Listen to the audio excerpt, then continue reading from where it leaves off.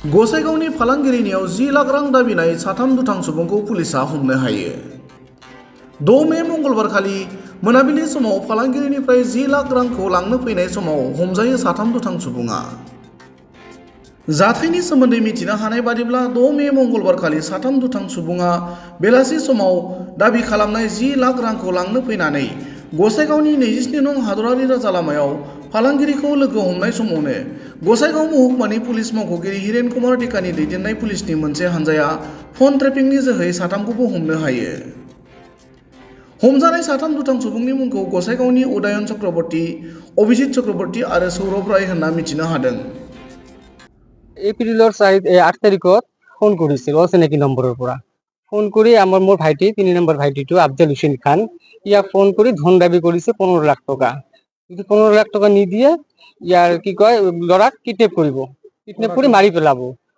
তাৰপিছত ল'ৰাটোতো এখান এণ্টনিছ ইংলিছ মিডিয়ামত পঢ়ে, তাৰপিছত ক্লাছ 7ত। তাৰপিছত স্কুল যোৱা বন্ধ কৰি দিলোঁ। তাৰপিছত 2-3 দিন মূৰে মূৰে ফোন কৰে আৰু যেতিয়াই ফোন কৰে তেতিয়া বেলেগ বেলেগ নাম্বাৰেৰে ফোন কৰে। তাৰপিছত এই 8 তাৰিখত ফোন কৰিছে, সেইদিনা ৰাতি 8 তাৰিখত মই SDPO ছাৰৰ তাত আহিছিলোঁ। আহি SDPO ছাৰক মই কথাটো জনাইছোঁ। SDPO ছাৰ 2 দিন পিছত ছুটীত গৈছে। তাৰপিছত SDPO ছাৰ আহিল, অহাৰ পিছত মানে পুৰা কি কৰি আছো সবেই। তাৰপিছত আৰু 2 দিন পিছত আৰু ফোন আহিল, আৰু টকা খুজে 15 লাখ টকা। তাৰপিছত মই 15 লাখ টকা নাই, 2 লাখ টকা আছে, যদি লাগে লৈ যাব পাৰা। কয় না 2 লাখ টাকা না হবে, 15 লাখ টকাই লাগিব, নহ'লে কিন্তু তোমাৰ বাড়িৰ মানুহক মই মাৰি পেলাম আৰু ল'ৰাটো কিডনেপ কৰিম। তাৰপিছত এনেকে কৰি 2-3 দিন পিছে যেতিয়া ফোন কৰে তেতিয়া বেলেগ বেলেগ নম্বৰেৰে ফোন কৰে। তাৰপিছত কালি ফোন আহিছিল, কালি ফোন আহি কল যে আজি ফোন লাগিব, 6 তাৰিখ আজি টকা দিব লাগিব। আজি যদি টকা নিদিয়ে তেনেহ'লে কালি কিন্তু তোৰ এটা বিৰাট ডাঙৰ ঘটনা ঘটিব ঘৰত, নহ'লে কিন্তু দিবই লাগিব। তাৰপিছত SDPO ছাৰৰ তাত আজিও আহিছিলোঁ। SDPO ছাৰ কল যে ঠিক আছে, তহঁতে এক কাম কৰা, তহঁতে কৈ দিয়া যে 10 লাখ টকা মোৰ ৰেডি হৈছে, ক'ত দিব লাগিব। তাৰপিছত ফোন আহিল। তাৰপিছত আৰু ফোন অহাৰ পিছত মই ক'লো ঠিক আছে, মোৰ 10 লাখ টকা ৰেডি হৈছে, ক'ত দিব লাগিব। তেখেতে ক্ৰিমিনেলে ক'ল যে চাপৰ্ট ব্ৰিজ আছে, চাপৰ্ট ব্ৰিজটো পাৰ কৰি যাবা, পাৰ কৰি যাই বাওঁফালে এটা ধাবা আছে, ধাবাটো অলপ পাৰ হৈ যাবা, পাৰ হৈ যাই তাতে বাইকত টকাখিনি ৰাখিবা, ৰাখি তহঁতে অলপ চাইডত থাকিবা, আমাৰ মানুহ গৈ আছে, আমাৰ মানুহ যাই টকাটো লৈ আহিব। তাৰপিছত এনেকে কৰি মই গ'লো। যোৱাৰ পিছত তাতে টকাটো ৰাখিলোঁ, ৰাখাৰ পিছত আমি চাইডত আহিলোঁ। চাইডত অহাৰ পিছত দুটা ল'ৰা আহি টকাখিনি উঠাব খুজিছে।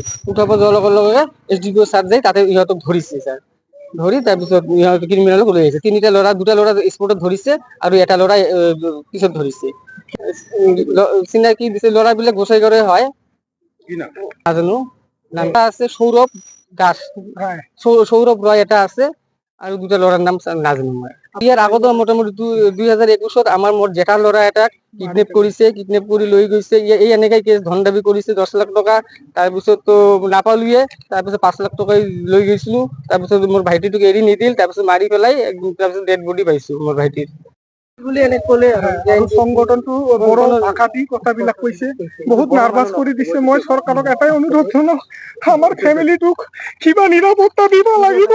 মোৰ আগত মোৰ ডাঙৰ দাদা এটা ঢুকাইছো, তাৰপিছত মোক ল'ৰাক কিডনেপ কৰি মাৰি পেলাব।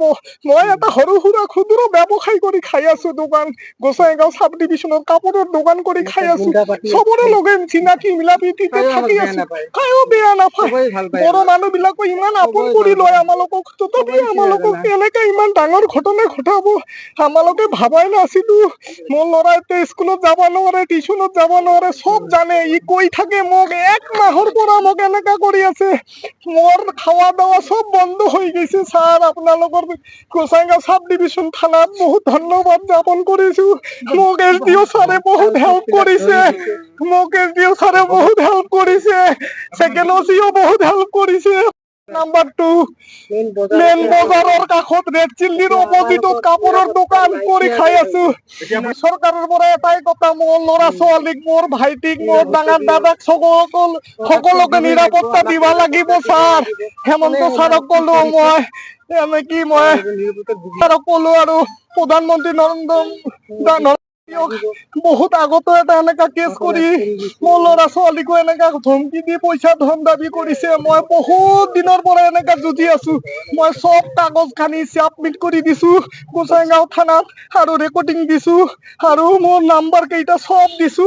আজি মোক সেনেকা ছাৰ বিলাক হেল্প কৰিয়ে গোসাইগাঁও থানাৰ পৰা উদ্ৰ কৰি দিছে ল'ৰাকেইটাক তিনিটাক আসামিক ধৰি আনিছে মই এইটোৱেই ধন্যবাদ জ্ঞাপন কৰিলো মিডিয়াসকলৰ কথা দি মোৰ চৰকাৰক অলপ প্ৰডাকশ্যন যাতে দিয়ে মোৰ ঘৰৰ মানুহবিলাকক মই ইয়াতে সামৰণি